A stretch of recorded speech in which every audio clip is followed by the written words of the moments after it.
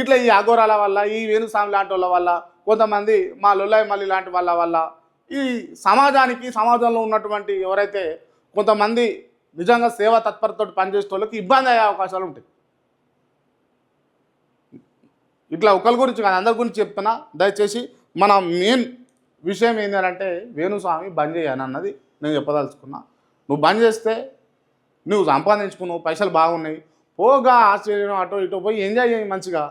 తాగు తిను దుంకు, మంచి సోకులు ఉన్నాయి నీకు, పెద్ద పెద్ద అద్దాలు పెట్టుకుంటావు, కథలు చేస్తావు, చేసుకో పని మంచిగా చేసుకో కదా. సంపాదించకాడు సంపాదించను ఇంకెన్ని రోజులు అని మళ్ళీ ఈయన చెప్పే జాతకాలు ఎవరికి సామాన్యుని కుక్కని చెప్పినా చూడురి.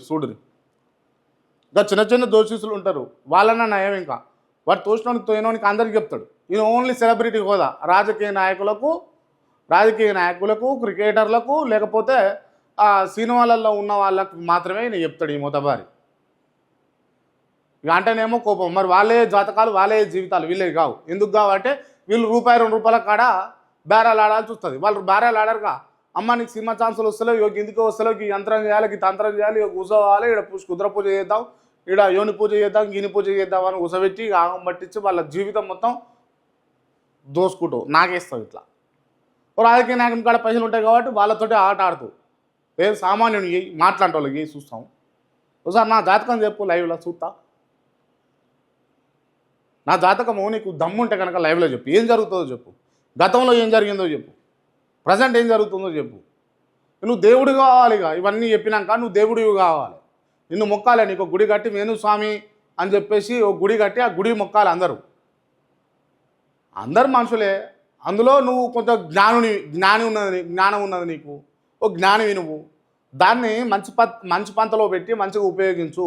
ఆడు చేస్తాడు, ఈడు సూసైడ్ చేసుకుంటాడు, ఆన్ పెళ్ళి కాదు, వీడి విడాకులు అయితే ఇవి బంద్ చేసుకో. నీకున్నటువంటి విద్యను నువ్వు ఏ విధంగా ఉపయోగించుకుంటే మంచిదో ఆ విధంగానే ఉపయోగించు. ఇక నీకు డబ్బులు ఏ విధంగా వస్తాయో ఆ విధంగా ఉపయోగించినావు అనుకో, తర్వాత జనాలు నిన్ను ఉపయోగించుకోవడం బంద్ చేస్తారు. క్లియర్ ఇది రైట్. ఇదొక అంశం. అయితే ఇంకొక అంశం ఏంటి అని అంటే, ఒక తమ్ముడు వచ్చాడు నా దగ్గరికి. ఆ తమ్మిని విషయం ఏంటి అని అంటే డిప్లొమా ఇన్ ప్రీ స్కూల్. ఇది 2 సంవత్సరాల కోర్సు. ఇది ఎందుకు చేస్తారు అంటే అంగన్వాడీలలో అంటే 1 నుంచి 6వ సంవత్సరం 6వ వయసు ఉన్నంత వరకు ఉన్నటువంటి పిల్లలకు ఎడ్యుకేషన్ ఇచ్చేటందుకు పెట్టినటువంటి ఓ కోర్సు ఇది. ఎవరు పెట్టినది అంటే గతంలో కేసీఆర్ ప్రభుత్వం, అంటే కేసీఆర్ అధికారంలో ఉన్నప్పుడు కేసీఆర్ ప్రభుత్వం తీసుకున్నటువంటి నిర్ణయం ఇది, డిప్లొమా ఇన్ ప్రీ స్కూల్.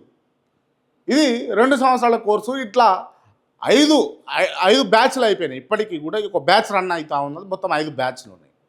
ఇవాళ చూసుకుంటే వీళ్ళు శిశు సంక్షేమ శాఖ కింద భర్తీ చేస్తున్నటువంటి సీతక్క గారు భర్తీ చేయబోతున్నటువంటి ఉద్యోగాలలో ఈ అంగన్వాడీ టీచర్స్కి సంబంధించి మాట్లాడుకుంటే కనుక వీళ్ళకు ఉద్యోగాలు వస్తాయా రావా, అసలు వీళ్ళకు ఆ క్వాలిఫికేషన్లా వాళ్ళు పెడుతున్నటువంటి అంశాలల్లో క్వాలిఫికేషనే పెట్టట్లేదట. అంటే డిప్లొమా ఇన్ ప్రీ స్కూల్ చేసిన వాళ్ళు దీనికి అప్లై చేసుకోవచ్చు అని అన్నది పెడతలేరట.